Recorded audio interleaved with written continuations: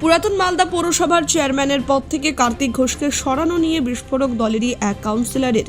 কার্তিক ঘোষ সরানোর আগে জেলা তৃণমূল সভাপতি আব্দুর রহিম বক্সিকে সরানো উচিত মালদা জেলা পরিষদের সভাধিপতিকেও। লোকসভায় হেরেছে গোটা জেলা, এর জন্য দায়ী জেলা নেতৃত্ব। এতদিন চেয়ারম্যান কে হবে তার দর চলছিল, এখন সঠিক দাম পেয়েছে তাই দিয়ে দেওয়া হয়েছে। আমি বুঝে উঠতে পারছি না, এখানে বলে আইপ্যাক সার্ভে করছে, টাকার ক্ষমতায় চলছে তৃণমূল কংগ্রেসে। যে লোকটা নিজে সরকারি জমি দখল করেছে, সবচেয়ে আগে জেলা সভাপতি রহিম বক্সিকে সরানো দরকার। আজকে পৌরসভাতে ফল খারাপ হলো, সেখানে চেয়ারম্যানকে সরিয়ে দেওয়া হলো, কিন্তু গোটা জেলায় তো এই সভাপতি নেতৃত্বে ফলাফল খারাপ হলো, কিন্তু সেখানে কেন তাদেরকে সরানো হচ্ছে না? কি স্বার্থ আছে রাজ্যের সাথে তাদের? কালকে চেয়ারম্যান সিলেকশন হওয়ায় সময় খাম বার করা হলো, আমরা দেখলাম সেই খামে রাজ্য নেতৃত্ব সুব্রত বক্সির সই নেই, আছে জেলা তৃণমূল সভাপতি আব্দুর রহিম বক্সির। সেখানেই আমরা বুঝে গেলাম বৃহস্পতিবার নিজের ওয়ার্ড অফিসে বসে এমনই জেলা তৃণমূল কংগ্রেস সভাপতি আব্দুর রহিম বক্সির বিরুদ্ধে বিস্ফোরক মন্তব্য করলেন পুরাতন মালদা পৌরসভার 5 নম্বর ওয়ার্ডের কাউন্সিলর বশিষ্ঠ ত্রিবেদী। জানিয়ে শুরু হয়েছে রাজনৈতিক জোর চাপানোতর। গত 24শে নভেম্বর পুরাতন মালদা পুরসভার চেয়ারম্যান কার্তিক ঘোষকে পদত্যাগ করার নির্দেশ দেয় তৃণমূলের রাজ্য নেতৃত্ব। 25শে নভেম্বর চেয়ারম্যানের পদ থেকে সরে দাঁড়ান কার্তিক বাবু। এরপর প্রায় 2 সপ্তাহেরও বেশি সময় ধরেই সংশ্লিষ্ট পুরসভার নতুন চেয়ারম্যান গঠন নিয়ে টানাপোড়েন চলছিল। বুধবার ওই পুরসভার চেয়ারম্যানের শপথ নেন বিভূতি ভূষণ ঘোষ এবং ভাইস চেয়ারম্যান পদে বহাল থাকলেন শফিকুল ইসলাম। আর তারপরেই দলের একের পর এক নেতার বিরুদ্ধেই ক্ষোভ উগরে দিয়েছেন সংশ্লিষ্ট পুরসভার এই কাউন্সিলর। এই বিষয়ে যদিও মালদা জেলার তৃণমূল কংগ্রেসের সভাপতি আব্দুর রহিম বক্সি কোনো মন্তব্য করতে চাননি। যদিও এই বিষয়ে মালদা জেলা তৃণমূল কংগ্রেসের মুখপাত্র আশিস কুণ্ডু জানান, কোথায় কে কখন কিভাবে বক্তব্য দিচ্ছে সেটা দল অবগত নয়। দলের সিদ্ধান্ত অনুযায়ী কার্তিক ঘোষ চেয়ারম্যান পদ থেকে সরে দাঁড়িয়েছে। দলীয় সিদ্ধান্ত মতামতি চেয়ারম্যান কে হবে ঠিক করা হয়েছে। আমাদের দল, আমাদের কাউন্সিলর সব এক হয়ে যাবে, আর বাইরে যারা বিরোধীরা মাথা ঘামাচ্ছে তারা আরটি হিসেবে গড়াগড়ি করবে।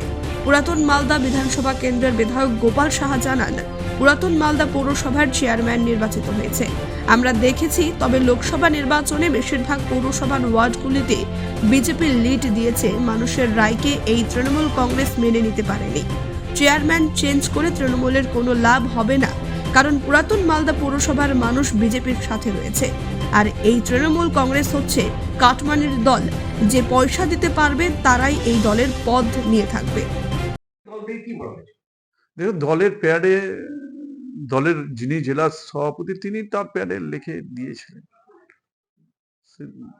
এখানটা আমরা দেখেছি। এখন এটা রাজ্য নেতৃত্বের নির্দেশে হয়েছে না ওনার নির্দেশে, সেটা উনিই বলতে পারবেন, আমি কি করে বলবো বলুন?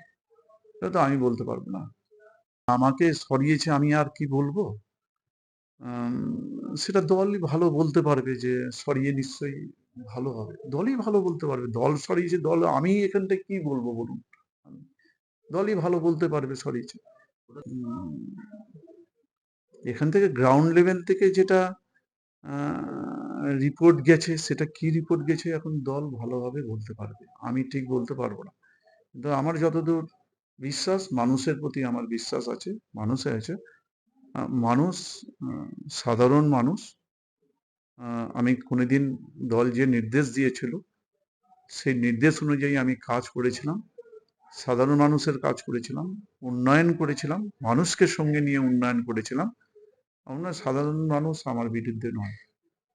দল নিশ্চয়ই কোনো ভালো লেগেছে যে না, এটা হলে হয়তো দলের আগামী দিনে আরো সফলতা পাবে, সেটা বলতে পারবো না। এটা দেখুন, যারা দলের ঊর্ধ্বতন কর্তৃপক্ষ রয়েছে,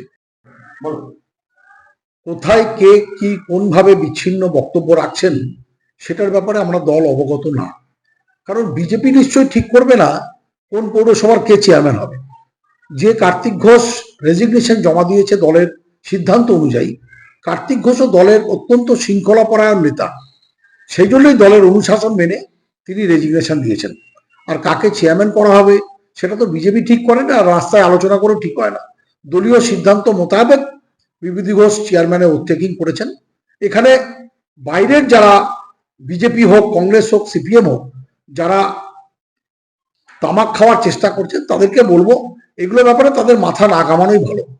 আমাদের দল, আমাদের কাউন্সিলর, আমরা বসে সবাই এক হয়ে যাব। এই বাইরের যারা মাতামাতি করতে চাইছে, কংগ্রেস, সিপিএম আর বিজেপি, তারা কিন্তু আঠি হিসাবে গড়াগড়ি খাবে। কাজেই আমাদের দলের ব্যাপারটা আমাদের উপরে ছেড়ে দেন, আপনাদের দলগুলো তো উঠে গেছে, সেই দিকে মাথা লাগান। এই ধরনের কোনো মন্তব্য করেছেন বলে আমরা শুনিনি।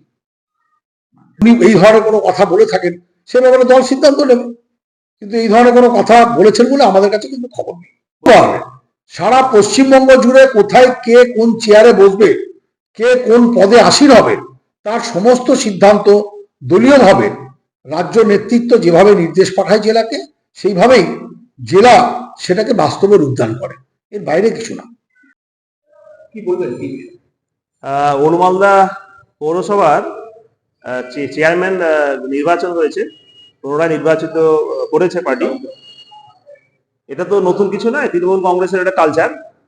গত লোকসভা নির্বাচনে বেশিরভাগ শহর, বেশিরভাগ টাউন পশ্চিমবঙ্গের বিজেপি লিড দিয়েছে। এরা মানুষের রায়কে মেনে নিতে পারে না।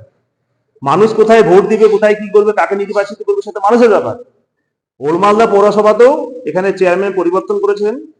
এটা ঠিক যে এটা দলের অভ্যন্তরীণ বিষয়, এটা নিয়ে আমরা কেউ কিছু বলতে পারি না, কিন্তু চেয়ারম্যান চেঞ্জ করে তৃণমূলের কোনো ফায়দা হবে না। কারণ ওলমালদার মানুষ, মালদা বিধানসভার মানুষ বিজেপির সঙ্গে আছে, কয়েক নির্বাচনে তারা বিজেপির সঙ্গে আছে। আর এই পার্টিটা পুরো কাটমানির পার্টি, যেখানে পয়সা দিতে পারে, যে পয়সা দিতে পারে তার পক্ষে এরা চলে। মমতা ব্যানার্জি রাজ্যের নেত্রী, ওর মুখ্যমন্ত্রী অভিষেক ব্যানার্জি, মমতা ব্যানার্জির পার্টি তো তোলামূলের পার্টি। এটা তো তোলামূলের পার্টি, তোলা তোলা এদের কাজ। যেখানে যে মাল বেশি দিতে পেরেছে তার কাজ হচ্ছে। ওল মালদাতেও সেটা হচ্ছে। তাদের গোষ্ঠীদ্বন্দ্বের কথা আপনারা বলছেন, যেটা নতুন কিছু নয়, নতুন কিছু নয়, গোষ্ঠীদ্বন্দ্ব তো আছেই। মানা না, এটা নেতৃত্বকে মানা না। এই পরিস্থিতি ওল মালদাতেও আছে। হ্যাঁ, কাউন্সিলর, ডিস্ট্রিক্ট প্রেসিডেন্ট সম্বন্ধে কেন, আরো অনেক নেতার বিরুদ্ধে তারা বলছে, অভিযোগ করছে। এরা তো কেউ কাউকে মানে না। এই তুলামূলের পার্টি, এরা যেখানে টাকা পায়, যেখানে তারা অর্থ পায়, তার পক্ষে এরা কথা বলে। যখনই তার স্বার্থে ব্যাঘাত ঘটে তখন তারা রুখে দাঁড়ায়। নোটতন্ত্র চলছে এখানে, নোটতন্ত্র মালদা জেলাতে। একজন বর্ডার মাফিয়া আর একজন জেলা প্রেসিডেন্ট, এরা মিলে খালি কামায়, খালি কামায়, খালি কামায়ের ধান্দা। রাজ্যে কোথায় বলবো জায়গাটা খুঁজে পাচ্ছি না আমরা।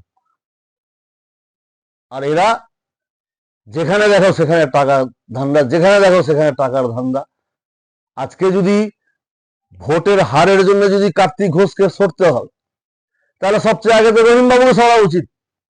সবচেয়ে আগে তো রহিম বাবু, জেলাতে দুটা এমপি হেরেছে। সবচেয়ে আগে তো জেলা পরিষদ সভাধিপতিকে সরা উচিত। জেলা সভাধিপতি উনি, আগে তো উনাকে পদত্যাগ করানো উচিত। তুমি ছোট ছোট লোককে মানে ঝিকে মেরে বউকে ভয় দেখাচ্ছ। এই নির্বাচন কোন সামনে নির্বাচন বিধানসভা। হ্যাঁ, আমি জিজ্ঞাসা করেছি যে রহিম বাবু এখানে সইটা কার থাকবে, উনি বললেন আমার থাকবে। আমি তাহলে বুঝে গেলাম যে কি থাকবে। আমি তো 15 দিন আগেই স্টেটমেন্ট দিয়েছি যেখানে টাকার খেলা চলছে। আমি তো 15 দিন আগেই বলেছি, জনগণ বলছে, আমি বলছি না, আপনারা খুঁজলেন। একদম এতদিন ধরে দাম দর চলছিল, দামটা কম বেশ করতে করতে, উঠানামা করতে করতে একটা ফিক্সড জায়গায় পৌঁছে ফেসলাটা হয়ে গেল। জায়গা নাই রাজ্যতে, কোথায় বলবো, কোথায় বলার জায়গা নাই, খুঁজে পাচ্ছি। সেটা বুঝবে দল, বুঝবে। কিন্তু আমাদের গায়ে লাগছে, ব্যথা লাগছে এই জন্য যে এই দলটাকে আমরা তৈরি করেছি।